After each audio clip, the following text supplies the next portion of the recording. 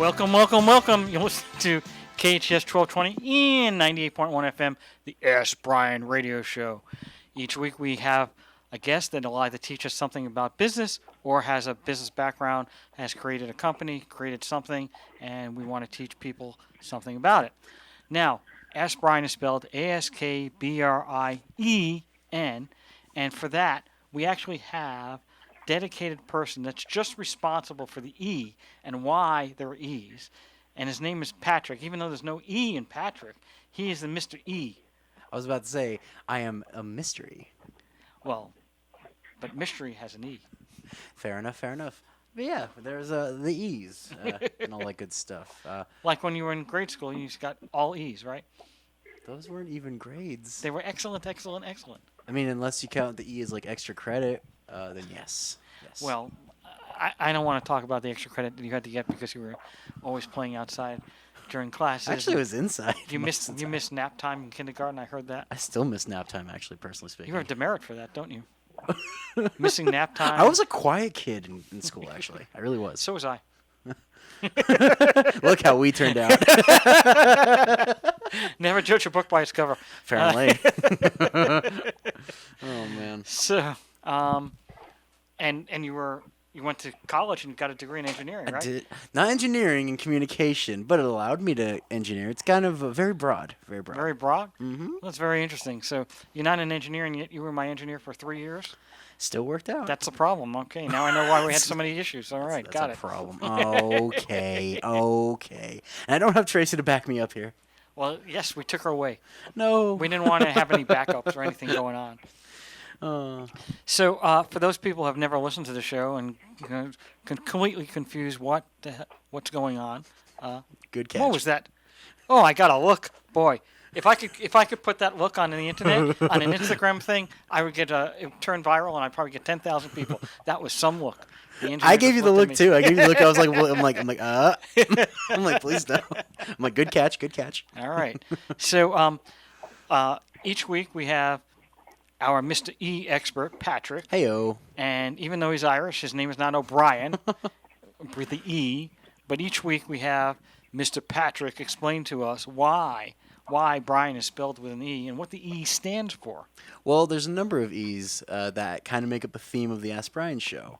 And one of them is, one of our most important ones is education, because we like to educate our audience and our listeners.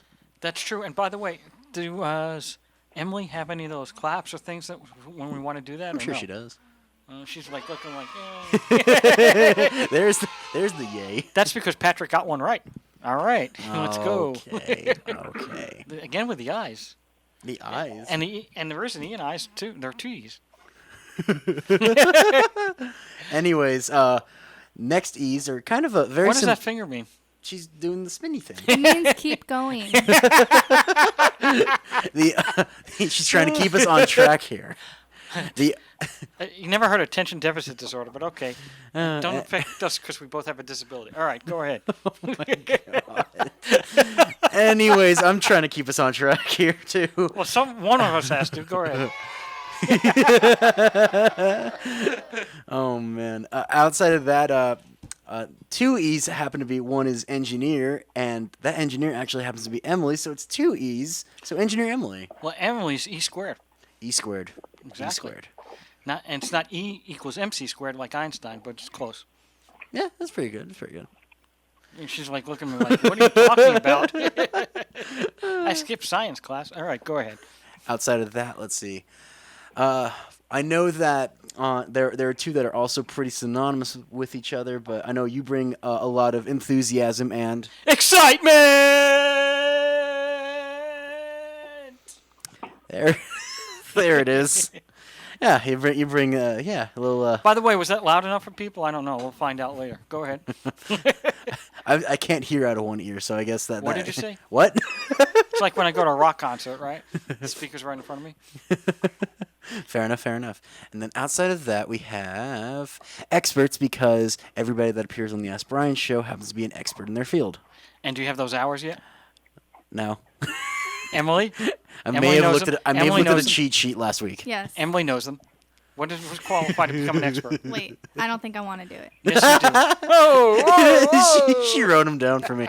Let's see. It's 40 hours a week, 52 weeks in a year, 2 weeks off for vacation. 50 weeks times 40 hours is 2,000 hours.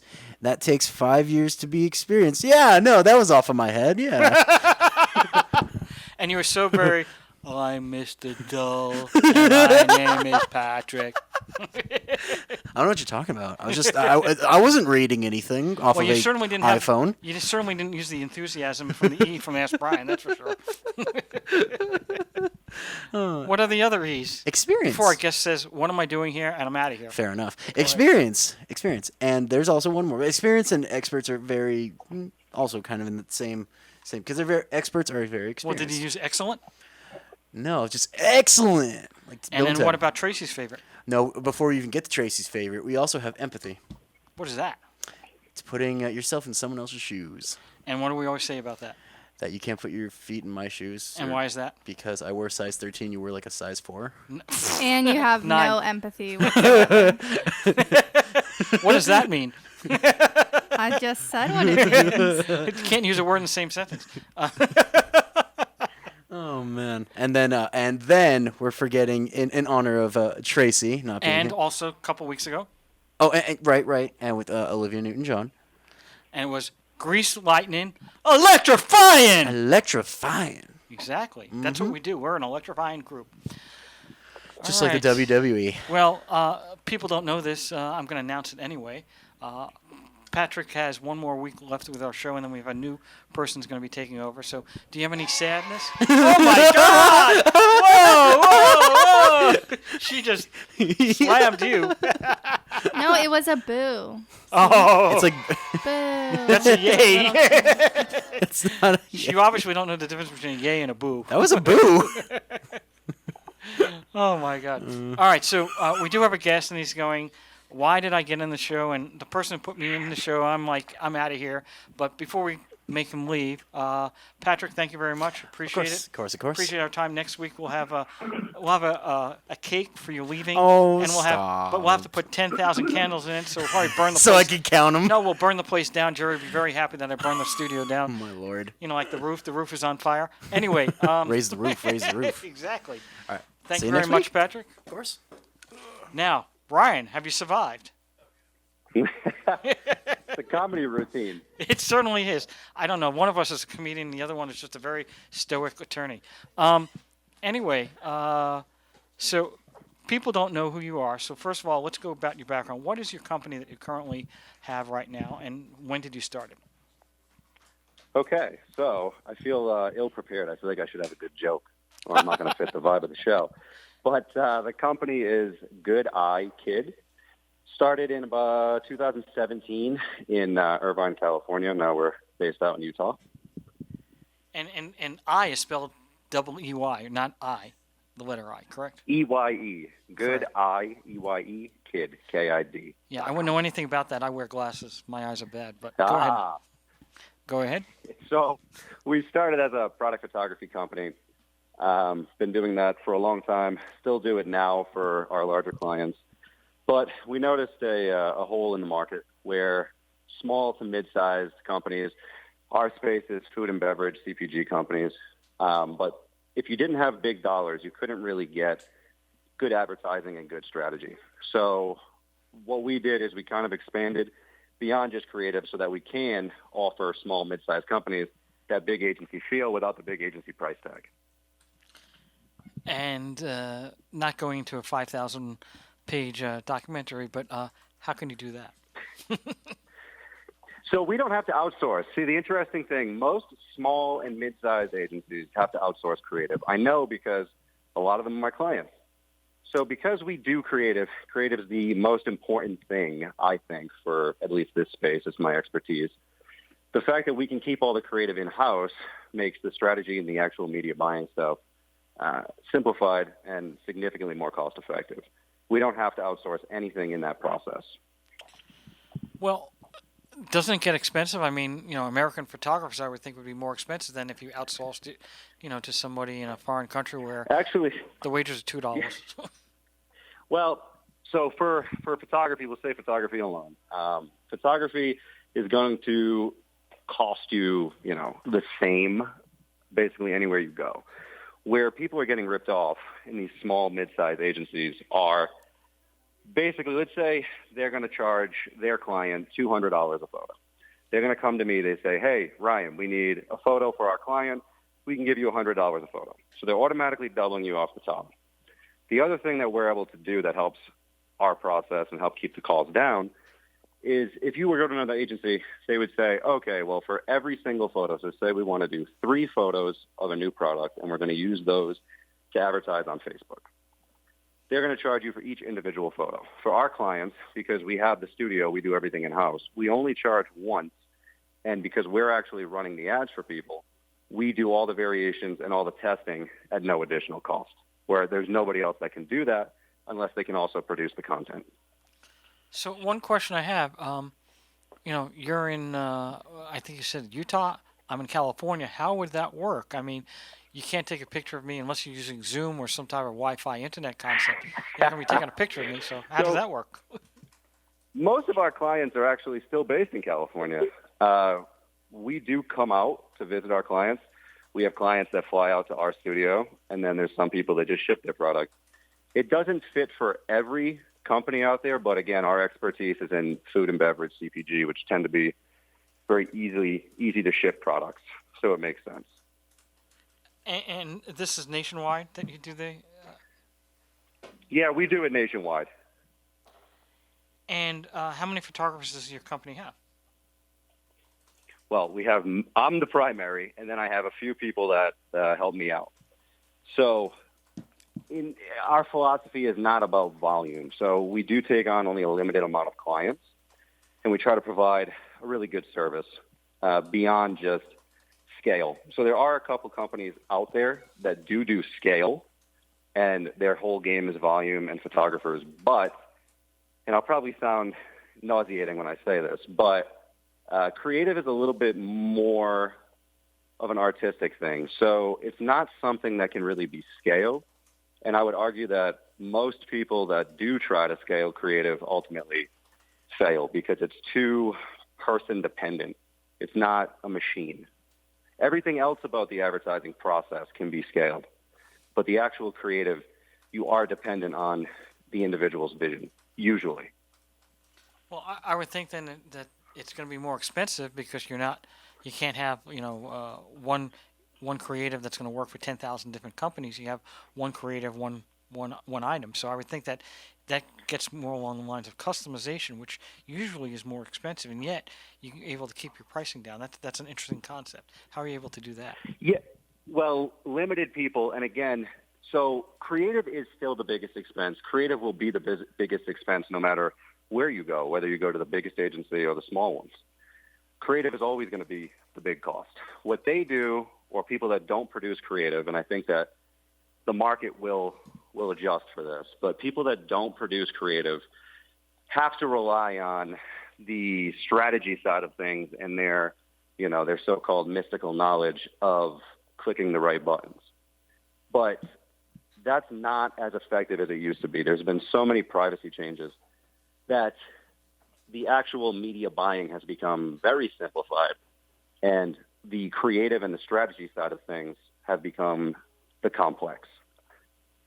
Now, I don't know if this is within your realm, but I know that Europe has created additional privacy restrictions, and all the companies in America have had to go out and follow through and comply with that. I'm wondering, how does that affect your company in the sense of if you have international clients, when you're producing creative for them, you have to comply with privacy rules not just in the United States, but within other countries. Is that something you're aware of, or how that works? Yes and no. See, it's interesting because I think this is a point where the strategy has changed. So I'm not going to speak to international, but I will speak to domestic. And because you can't track people as effectively as you used to, you have to come up with new strategies on how to effectively move product and target audiences, right? So it used to be that you could continuously retarget a visitor to your website or whatever it's going to be in that space. But the cost to acquire a customer has become so high that it's not really the best option all the time. So for us, like, we generally like to work with clients that at least have some retail presence, because a simple strategy would be to use platforms like Facebook, advertise on there, and drive traffic to their retail locations so they can keep that moving. So it's not as measurable, but it's a creative way to get around privacy issues. So if you're dependent on needing to retarget people, it's a bit more difficult right now. But if you're open to trying new strategies and finding new ways around privacy, whether it's email lists, whether it's driving to retail, whatever it's going to be, then there really aren't too many hangups. Now, I don't know if you know the answer to this, so if you don't, no problem. But is retargeting dead, or people can still retarget? No, definitely not. It's just less effective. Just less effective. I'm also not a giant believer in D2C, so selling directly to customers off your website. I think, at least in my space, now I know I've worked with plenty of people that are very, very successful with it. But for us, I think, again, it just comes back to the cost to acquire a customer without super effective retargeting. It keeps going higher and higher and higher. And if you're in the food and beverage space, where a lot of products are perishable, you're already getting killed on shipping. So you're already working with a tight margin, so you have to figure out another way around it. Creative being very important, because really good creative can bring down your costs. And then different strategies may be a little bit less measurable, but more effective. Mandy, you had a question? Does that make sense? Yeah, Mandy, you had a question? Yeah, I do actually. So, I mean, you do food and beverage, but I mean, what in your opinion is most important to consider when you're shooting those pictures? You know, whether it be lighting or the lens that you're using, like how do you figure that out? I would say the most important thing is actually the audience. So I always try to work backwards, because what I love might not be what your audience likes. So I have our style, my style, and the company style tends to be very colorful, poppy, simplistic, clean, but that doesn't work for every brand out there, you know? So it starts with the audience, it starts with the customer. From there we work backwards, and we try to give them what's going to move the needle. So what are tricks to making ugly food pretty? If it doesn't look good to you, it's probably not going to look good to them. I mean, you can't make it. Okay, so you can't make it look good, huh? Well, I personally, if I was going to give people a quick tip out there, I would say simplicity. If when in doubt, less props, stay product focused, stay simple, and worry about your messaging. At the end of the day, all you're doing is throwing a lure into the water, right? I love that answer, simplicity, and we'll be right back. You're listening to KHTS 1220, 98.1 FM, the Brien Show. Welcome back. You're listening to KHTS 1220 and 98.1 FM. You know, you're a photographer. You should be taking a picture of the engineer when she makes these faces. I mean, it's just so hilarious. Anyway, there's no clapping? No clapping? Oh, she's upset. Maybe I struck a bone. Maybe I hit that word, empathy. All right, let's go. All right, I'll let Mandy finish up her questions, and then I have a couple. Go ahead. Yeah, I was just going to ask, you know, basically, what is your lighting style? You know, kind of like when you're taking a selfie or whatever. What kind of tips can you give us when doing that? Bright. No, if there was one word there, it's bright. I feel like far too many people take photos that are just too dark. I would say more than anything, you need to be able to see it. Get into a window, get front lit, so you don't want brighter light behind you. You want brighter light in front of you hitting the subject, whether that's a product or a person, generally speaking. And just bright, try to get it clear and simple. How has the iPhone affected your business? I mean, you know, everyone now thinks that they're a professional photographer just because they have an iPhone. I actually think it's great. The interesting thing, so for some of our clients, creative that's actually shot on iPhone so UGC content or organic content, is sometimes more effective because it lowers the hurdle of trust. People look at it, they're familiar. If they see a person into it and it doesn't really look like a super professional commercial or photo shoot, it can lower that hurdle, and people, I think, sometimes can relate to it more. It depends on the product. I know a lot of companies in the clothing space utilize this strategy, and it works great for them. And so you're saying creative. That's not just the photograph. That's actually, I would think, the words underneath the photograph or what you're saying about the photograph, correct? Yes, copy too. We do also handle the copy. I actually think messaging and creative. So for me, visual creative and then messaging are probably the two most important things. If either is off, it's going to hurt you bad. And that doesn't matter what business it is. If the messaging's not right, if people don't get the mission, it's just not going to work, no matter how good the photo is. Okay, now let's concentrate on the photo. If you had an option to post the photo on Instagram, Pinterest, and a Facebook post, which one would you select and why? What's the company? Twisted Noodles. Watch out. I would say you have to be on Facebook. And I think Facebook is still super effective and super cost effective for reaching customers, particularly in that space. And why did you select Facebook over Instagram and Pinterest? And what are they? Well, when you're on Meta platforms, you could also advertise on Instagram. Just go both. But I just think for food and beverage, I think generally speaking, the correct age of your customer is going to be on Facebook. I think it's super easy to target them. You can still target by interest. You're not dependent on super invasive targeting. And it's still a good place to use differentiating creative to hook customers.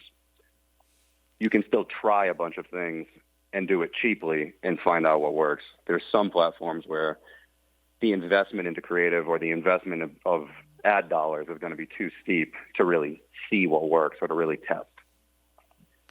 And when you What's one tip you would give to, say, a beginner food photographer? A beginner food photographer, I would say, I think portfolio work is super important, and I think that sometimes people wait until customers find them when I think they should just create. It's actually one of the only industries I've been in. I was in the performing side of things for a while, but now I'm behind the camera, and I just think if the portfolio is good enough, people need it, and there's really no reason why you can't continue to work and continue to get better.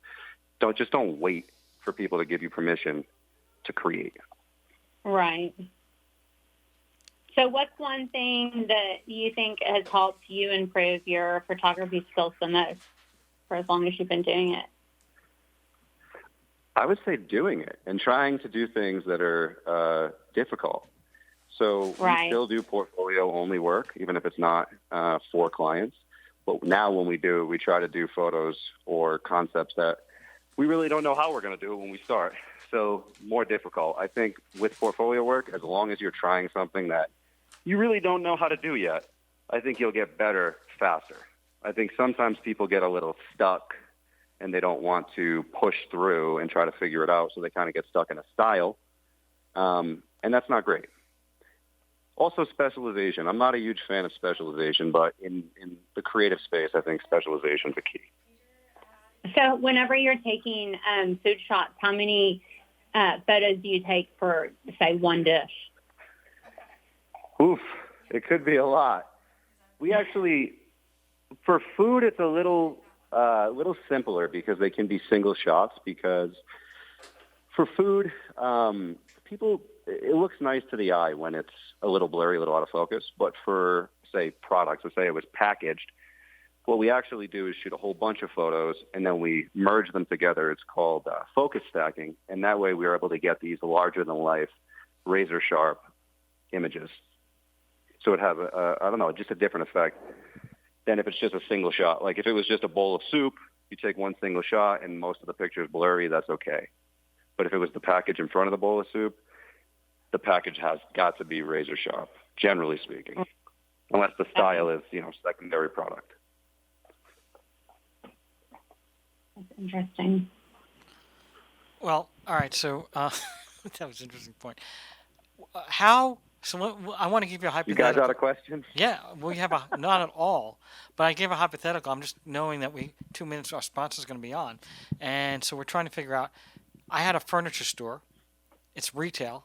Okay, what am I going to do to get customers, and what can you help me out with on a creative?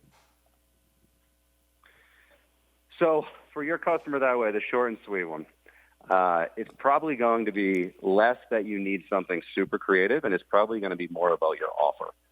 So some nice shots of, the building or whatever it is you're trying to push. Come up with a really good, really attractive offer. Get that on a place like Facebook. Test a few different ones. Maybe it's the husband, maybe it's the wife, maybe it's the whole family in front of the store. Test a few. See what works with people, and then lean into it. If you find that it's all family shots that work, then there you go. You found your angle for creative. If you find that people really only care about what you're actually selling, then hey, maybe I need to focus on product and less about us, less about our story, and more about what we're selling.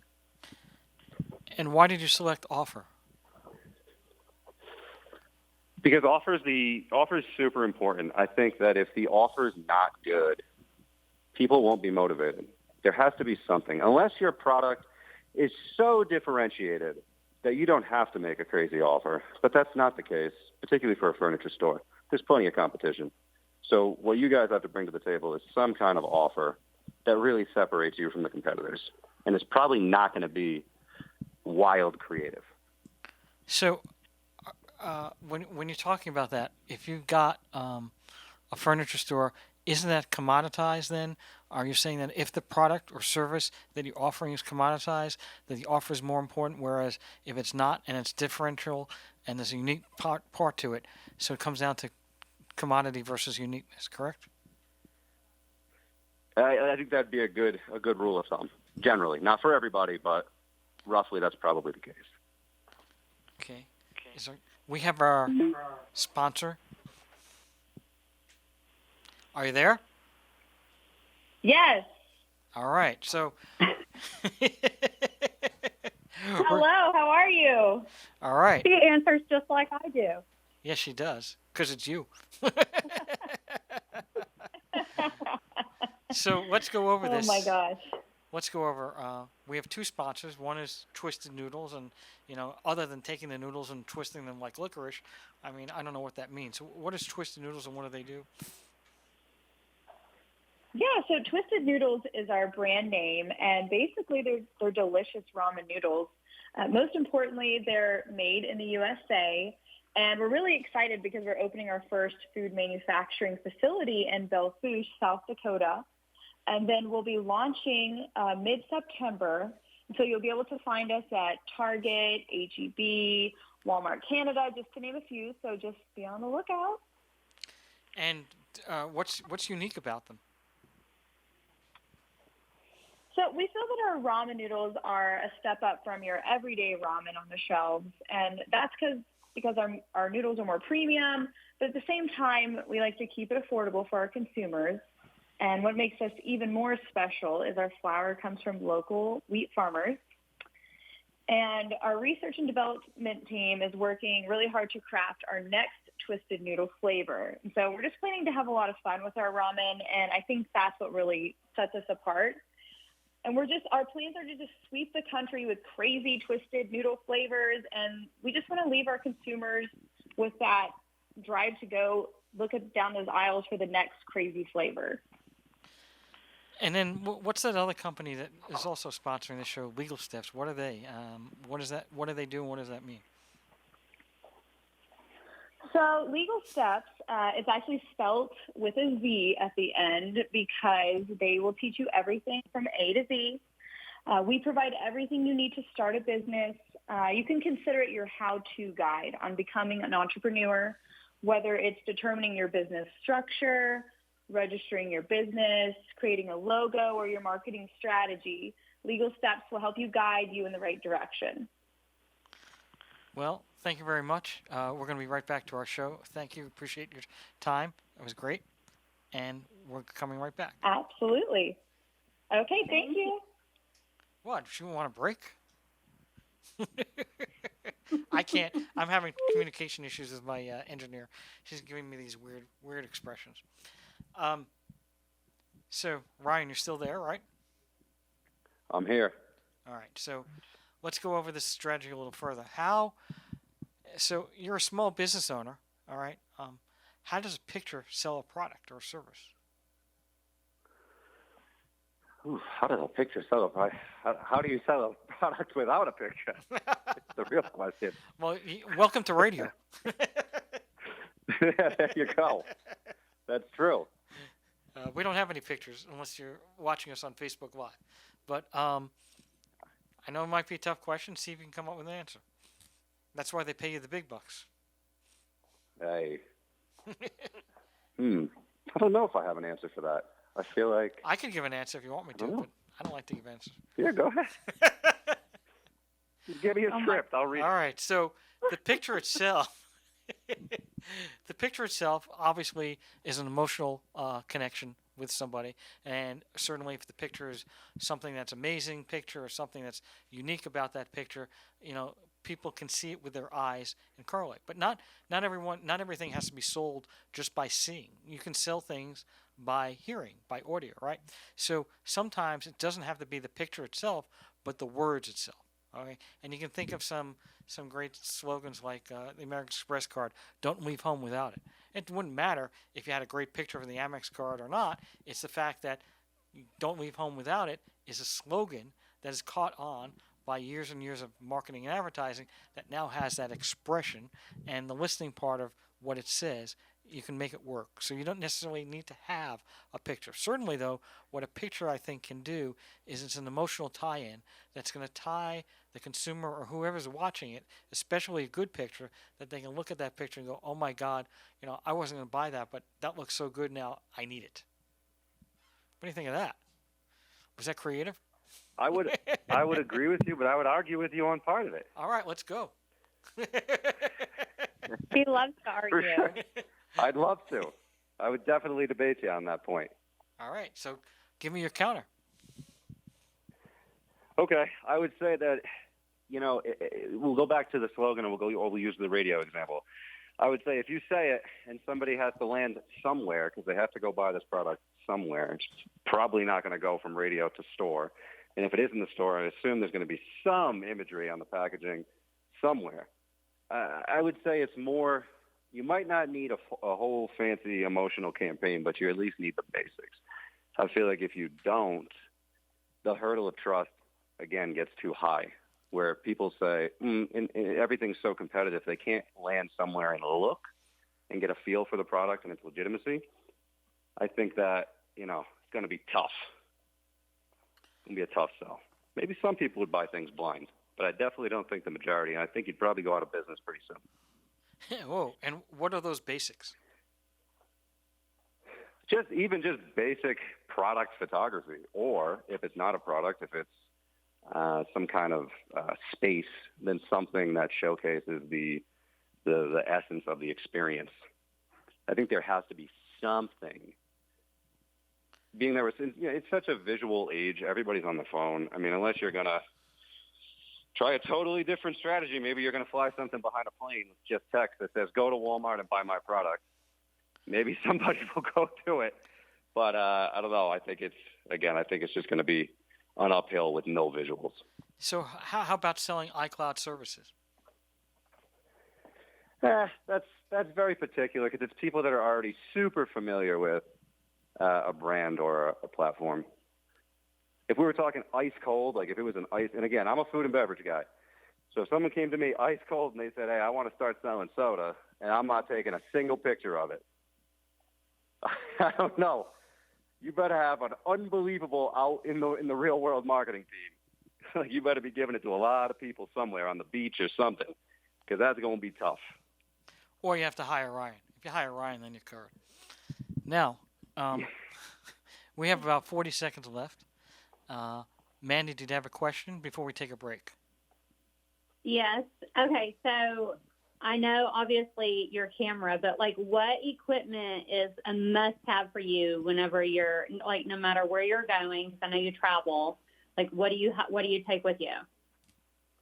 Oof, I would say there's 3 musts other than a camera, because you could use your phone. I would say a piece of white poster board, a roll of tape, and 1 clamp. Oh. I would say you need those. Tape is so useful. I would actually, if I was going to add a 4th, I would say something to stand on, because I have so many just wooden boxes. They call them apple boxes. Use them for everything. A piece of white paper, you can bounce light anywhere you want. It adds so much brightness. You can also use it for contrast. There's so many ways to use it. And then a clamp, I don't know why. It's probably just the most useful thing on a set. Whenever I'm working, I always have them hanging from my shirt or hanging from my pants or whatever. Right. Well, we're going to take a break. We're going to be right back. You're listening to KHTS 1220, 98.1 FM, the Ask Brien Radio Show. Welcome back. You're listening to KHTS 1220 and 98.1 FM. You know, your eyes are just unbelievable today. You're using your eyes in all different manners. Our engineer trying to give me pointers or whatever she's trying to do. I'm not sure. Anyway, Ryan, people have been calling up and trying to say, how can we reach you and how can we sign up for your services? So what do they need to do? So you could go to the website at www.goodeyekid.com. We spell it EYE, or just send us an email, hello@goodeyekid. Yeah, always just happy to talk business with people too. See if there's some way we can help out. And are you still taking new clients? Not as often, and we're kind of specific in the food and beverage space, but it doesn't mean we can't try to point people in the right direction. Do it for people all the time. All right. Now, people don't know, but this show, the Ask Brien Radio Show, is also on YouTube.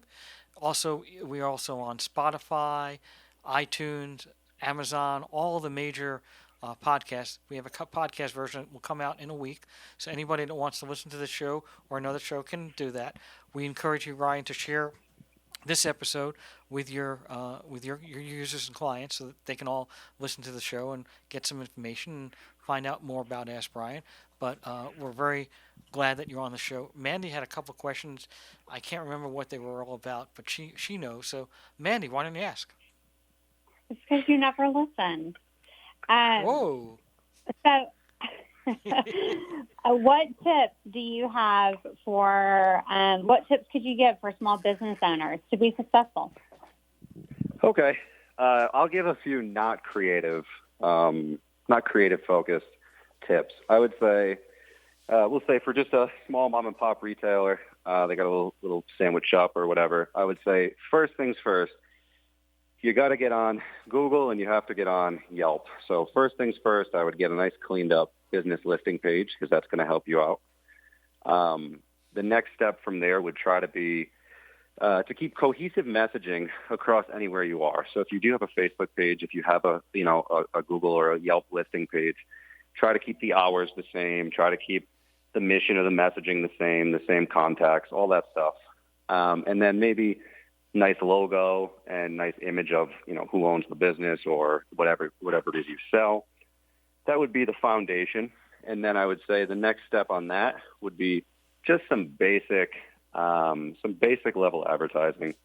So Google has really simplified it. Like I said, I think creative and strategy is the hard part. I think the actual advertising, spending the money is pretty simple these days. So you could put together a very simple Google advertising campaign just in your area, so at least people that go onto Google or go onto Bing can find you. That would be the basics. From there, there's so many other strategies you could talk about. different value. You could talk different offers. You could find ways to drive customers from outside the area to bring them in, or collaboration with, other small businesses. Whatever it is, there's lots of strategy, but you got to get the foundation down first. So we have about 50 seconds left, and I want to know what would you tell a person that has limited funds, and how do you know if a test is successful? Well, that's a good one. I actually thought you said 50 questions, so I got nervous. I think people are hyper focused on data, and I actually think data is really overvalued. How do you know if something's successful? Did the business grow? Are people talking? Did you make money? That's what success is. Did you reach a new demographic? Whatever it is. I think that's how you measure success, not by, all the little nuances in ad campaigns that are probably not even going to be relevant to you off the get-go. And just to go back, you said with limited funds, all the Google listings, Yelp listings, all of that stuff, Bing listing, that's all completely free. And that alone, and working on your messaging so everything's consistent, a Facebook page, all of that is completely free. So there's no reason why that shouldn't be out there. Well, thank you very much. I'm glad to have you on, Ryan. Thanks you, Mandy. Anyone wants to get in touch with Ryan, we have that information there. But it's GoodEyeKid, I is spelled EYE, not I, .com. So thank you very much. Thanks, and over and out till next week.